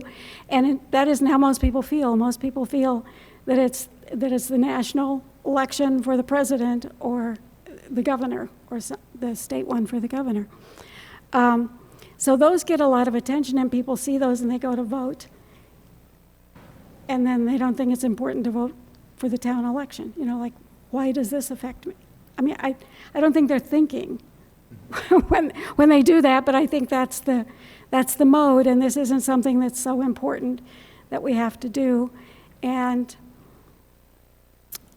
so maybe it's fatigue. Maybe it's just lack of engagement. I mean, that's how I feel. I'm an old person. We thought all the elections were important. We thought the local ones were important too. And now it seems all the attention goes to the big elections, which I think are less impactful to the citizens of Bridgewater than their town election. So I don't know, Fred, if that answers, or Councilor Chase, if that answers your questions. But I do think it's a conundrum, and I said this before, and I don't mean to sound judgmental, but lowering the number of signatures that councilors have to get to be able to run for your office wasn't helpful in trying to keep the community engaged. And I know it's a pain in the neck. I have been there. I've run in 6 elections, one of them for a state representative election where I had to have oodles of signatures. And going to those doors, it's a pain in the neck, and knocking on everybody's doors and having to tell them time and time again what you believe. But that is how you inform the electorate. That is how they know who you are, and that's how they compare you to the other people who are running. And having debates and forums that are on YouTube so you can go back and look at them so that people can see what you say and how you say it and what you're going to do. Those are important things, and we don't see that. We don't see that for our local elections. So I'm just trying to make it visible, trying to get it out there so that people stop to think. This is the most important person you can vote for. You're going to see him out mowing his yard. You can stop him and talk to him, and you stop him in the grocery store and CVS. You guys don't like that, but that's important for community engagement. So, thanks. Well, Councilor I think Perry? municipal signage is a very good idea, Thanks. so Great. Thanks. thank you for that. We'll keep working on it. You come up with the money, we'll keep working on it. Councilor Perry? Thank you, Mr. President. And again, Marilee, thank you for the ideas. Again, every little bit helps. The signage helps. Potentially a system to get text messages out there will help. But ultimately, I don't think we're going to see the people come out to vote unless they're contested races. You know, ultimately, it's got to be, who am I voting for? Somebody versus somebody. A single person running for a particular seat is not going to be bringing people out to the polls. So that just gets to, again, we need to get more community, so, you know, people involved in town politics and town government, people that want to get involved and help to run the town. Until we get that, this was my concern, you know, going back to our last meeting, talking about, you know, elected, you know, town clerk. Unless we get 2 or 3 people, 4 people want to put their hat in the mix for the seat, there's not going to be a lot of people coming out to, you know, to cast a vote. So I just urge the public to hear this message, get involved, talk to somebody about information on how to get involved, get your name on a ballot, and hopefully we could have some contested races that will eventually bring the people on out to make a vote, because without it, then people aren't going to come. I agree completely, and I would say just this morning I met with the Board of Registrars of Voters, and we are going to, on November 4th, we think, we haven't got this all because we just talked about it this morning, have a potential candidates thing out at the senior center, where we will have some people come to talk to us from all the elected positions, school committee, town council, library trustees, town clerk. There's only one of them to go talk. And we'll talk to them about what you have to do to get your nomination papers, what it's like to get the job, if you get the job, what it's like to run a campaign, and try to do all of that in November, try and get people excited about perhaps running or not afraid to run, starting in January when we put papers out, and hope that we can get some candidates, because that's what we need. Just maybe a final thought. So it's interesting. I probably have a different opinion on this. I love the idea of the signs. I fully support that. I would probably debate the idea that there's a lack of engagement, because I think if you look around our town and you go down to the baseball fields on a weekend, or the soccer fields, or the football fields, or the robot program, or the cleanup day, or the town, I can walk anywhere in this town and I see our community engaged. So the things that they really care about, they are showing up for. And I think the struggle for us is, how do we find airtime in an environment that has changed significantly from the days when 13 people would show up because that was the town news. That was the only thing in town, and it directly impacted the baseball fields. And it's distributed now, and we're competing with Facebook and the news of the day and all these different messages, and we don't have the funds to pay for the eyeballs to kind of get higher up in the priority list. So I think for me, it's actually not an engagement issue. I think people are engaged, and the things they care about, they will show up for. And they demonstrate that every day across the town. I think the tricky thing is, how do we as a council find new ways and different ways to make this something that they care about, right? And it's a struggle, and I think awareness of voting is good, but I don't think we can equate that to caring about voting. So even if people know there's a vote, is there something in there that I care about, and will me showing up to vote affect the outcome? Like, we need to help connect people to that. So I think as we're brainstorming solutions, if we brainstorm ways to just connect people to the parts of our community that aren't covered in these volunteer areas, and try to help them care about it, I think that's another kind of way that we explore this. But I appreciate, all the work you're doing. I think this is a critical step, but I think to the earlier comments, it's one of 100 that we need to figure out. So. And remember, it's not just the council, it's the school committee, and the library, and the town clerk as well, that all need to be elected. So that's... and then I think we also need to figure out what good looks like. I think what looks like it? What good looks like. Yes. I think we just need to kind of think that through. So good. Thank you, though. Okay. We have one final comment from Mr. Lindy. Yes. Kind of piggybacking on what both Council Murphy and Council Robinson said about newer technology and younger folks, okay? Stonehill College, where I teach, one of the students was brilliant for an election at the school. They didn't see a lot of turnout for, he's the treasurer and has to present before the Board of Trustees. They created an app for that election. and engaged a whole heck of a lot of people. It's just a, further of the text message. And I know not the senior citizens are going to do that. I still like signs and newspapers, but I'm old school. But I think that kind of technology, and I think the biggest problem, just moving here a couple of years ago, is the actual date of the election. I think it's a horrible date to have an election at the end of a school vacation. I know that's a charter change and a whole bunch of stuff, but it doesn't make any sense to me. And in the year that I don't know if we had more turnout the year of COVID when we voted in June. I don't know the numbers for that. I can go back and look. But, down the road, we got to explore that. But I'll be glad to work with you in any way, too, to get the message out. Okay. Thanks. Thank Thanks for all your time. Yeah, thank you very much. And maybe just a clarifying point by me, I think the technology isn't, to me, a generation communication. I think it is an avenue of communication that some people prefer and some don't. So I think we need to really just sort of figure out all of the different ways we can communicate and the best ones to create passion. So, great. I think we are ready then to move on to committee reports. We have none. I'm going to move ahead then to agenda item L, legislation for action. We have one order this evening, Order 0, FY24-009, transfer order, contractual buyouts. Budget and Finance voted 3-0 to recommend at their 9/5/23 meeting, and the Finance Committee voted 3-0 to recommend at their 9/18/23 meeting.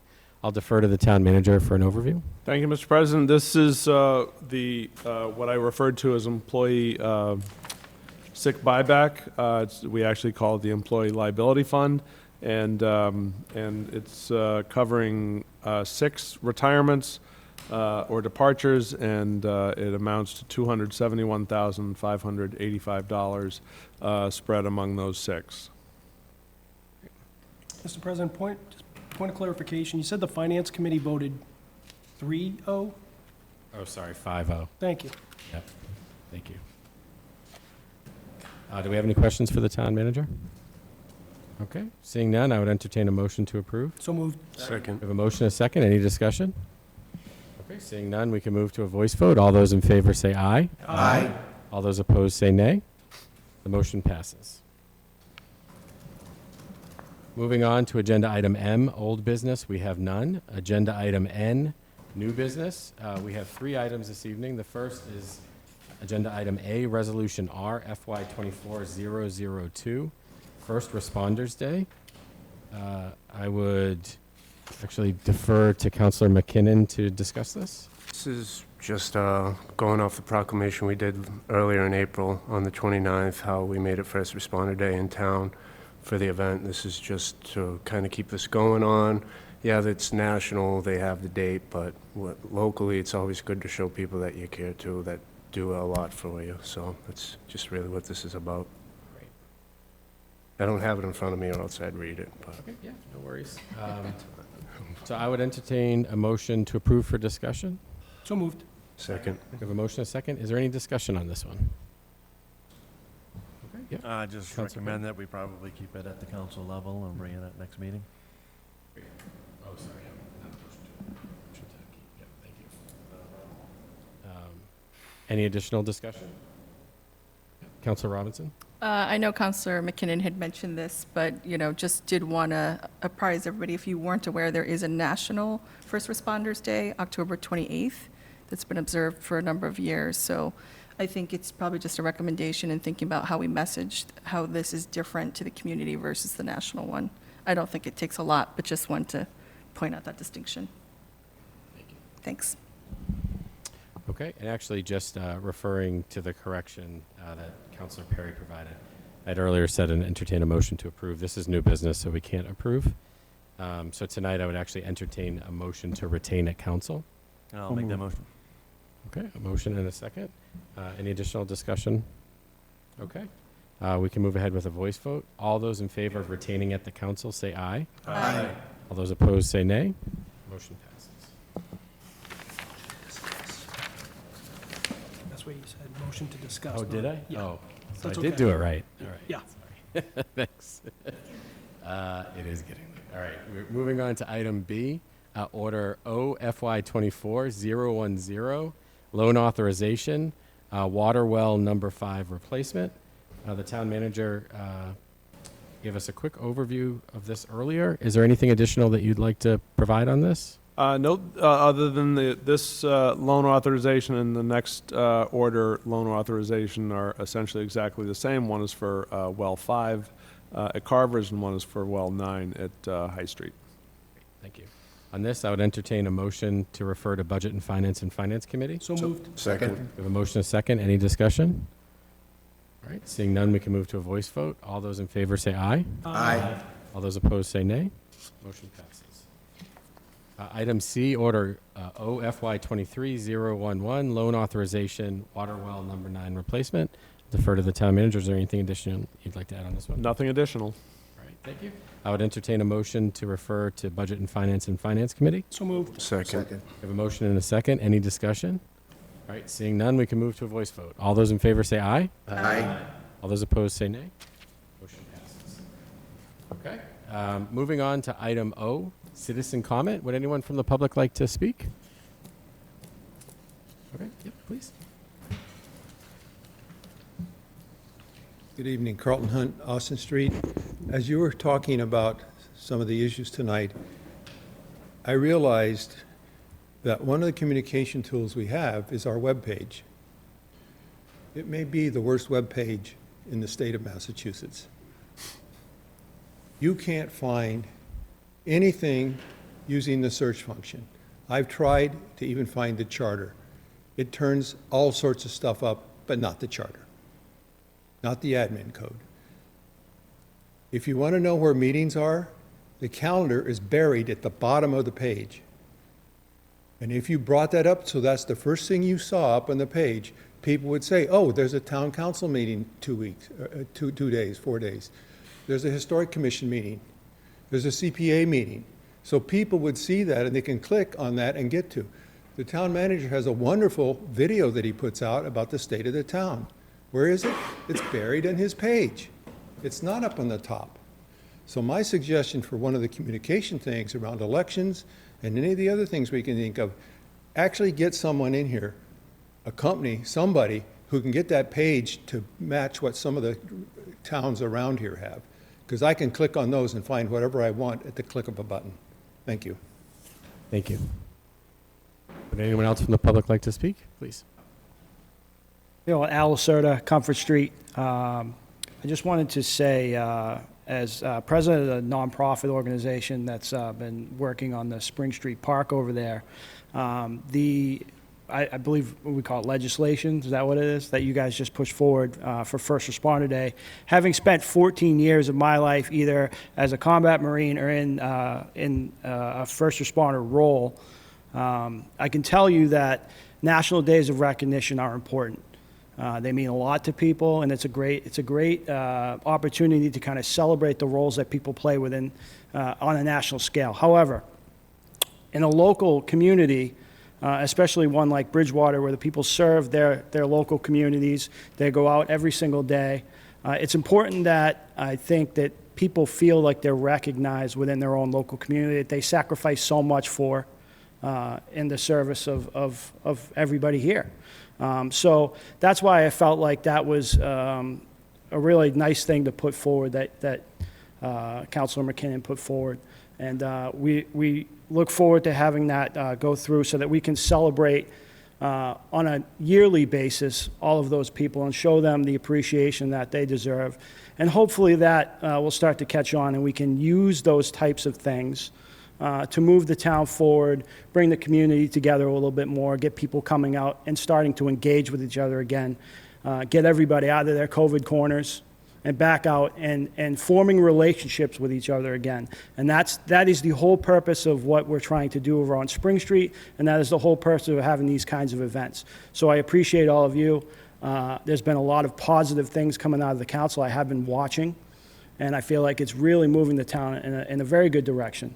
And that's very encouraging, and I'm pleased to see that. And hopefully I can help in a little way to move those things forward along with you. So I appreciate that, and I want to thank you very much for that. Thank you. Do we have any additional comments from the public? Okay. Seeing none, we'll move on to council comments, starting with Councillor Murphy. No further comments tonight, thanks. Okay, thank you. Councillor Lindy? Okay, first of all, I was lucky enough to attend the ribbon cutting at the McElwain School today, and I just wanted to commend two people that are in this room, our council president for very personal remarks about him attending the school, and just, I sent him a text, I thought he did a great job, and our town manager. It's such a quality project. I've been dying to get inside. Two of my former neighbors from Michael's Landing live there. They're on the second floor. I got to view there's like a 3-bedroom apartment on the 3rd floor that was like an open house. It had a chalkboard in one of the bedrooms, an original chalkboard. Very well done. Ceiling heights, tall ceiling heights, very light and airy. And then I went into I didn't see as much in the new structure, except the community room is absolutely gorgeous, and I hope people will take advantage. I'm going to have a constituent. I'm not doing coffee with the councilor because I'm not going to copy Dennis, but I want to do an event there in that room. It's a big room. It's really nice. They have a fitness center over there for the residents. They just did such a quality job. I know Jason Korb. He did a project in Brockton that was outstanding, and the two partners that did it, and all the people. We had the secretary of, what's the new agency? Housing and Livable Communities. Housing and Livable Communities come down. It was just a true partnership, and it's a beautiful restoration. And there was a whole lot of talk about the shoe out front, which is a whole nother story that I need to know more about. But I also wanted to thank Al, who came here and presented, and for Councilor McKinnon for sponsoring that, because I think anything we can do for first responders, EMS, fire, police would be great. And I'll support that 110%. And just a lot of positive things are happening in Bridgewater, and I want to thank our town clerk for, wanting to promote elections better and getting more people involved. So, thank you. Councillor Chase? Thank you, Mr. President. Just very briefly, I was pleased to attend, together with Councilor Lindy and Councilor Robinson, the recent Metro South Chamber of Commerce Day, which very prominently featured Bridgewater, and in particular, of course, our attention, our focus on downtown revitalization. And as I naturally would have expected, Bob Rulli, and Mr. Dutton did present just a very insightful observations about the status and the promise of that project going forward. And it was very well attended. It was a packed house at the golf club, and I think it was very well received. And I think that so many people benefited from it who might otherwise not, perhaps many of them not being Bridgewater residents, may not have been very familiar with the concept and what we're hoping to achieve in Bridgewater. But I think it was absolutely well received, and hats off to everyone involved. Thank you. Great. Thank you, Councillor Chase. Councillor McKinnon? No comments from me. Thank you. Councillor Robinson? Probably just a quick thank you to Al from the foundation. Thanks for being here. And I unfortunately have only attended one event, but it was pretty phenomenal. And actually had the opportunity to meet the CEO of Easter Seals that day as well. So that was a really great afternoon. I do just want to clarify as well, my mention about the National Day was not to put any kind of position or opinion otherwise. It was just truly just as an FYI, because I just want to let you all know that it was recognized. I too will be supporting that as well. I think it's definitely important to recognize folks in our community. So with that, I'm good. Thank you. Thank you, Councillor Robinson. Councillor George? Nothing tonight. Thank you, Mr. President. Councillor Perry? Okay. Again, echoing all the sentiments that were said earlier. Unfortunately, all these other events that have been coming up that council's been able to go to, I've been working, so I'm very disappointed I wasn't able to attend those events.